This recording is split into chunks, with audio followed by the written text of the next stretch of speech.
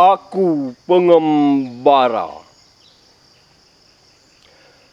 Akulah seorang pengembara yang datang dari bandar Sumatera. Ke negeri mulia ku asa, tapi bekalku kurang untuknya. Aku pernah tersesat di jalan, terhalang dari petunjuk Tuhan. Hidupku dalam bayangan, tapi kini aku dalam terang. Ketika cahaya baru datang, aku tertinggal jauh di jalan. Aku 3 tahun di belakang.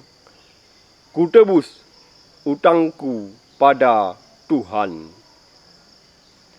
Izin kusucikan jiwa ini, karatnya menimbun diri, tidak kudapati air suci untuk membersihkan jiwa diri.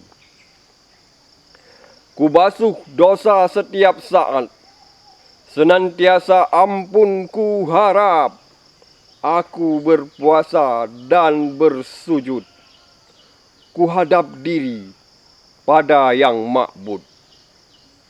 Banda Aceh, 30 Mei 2025, 3 Zulhijjah 1446 Hijriah. Taib Luh Angen, Muhammad Taib bin Sulaiman.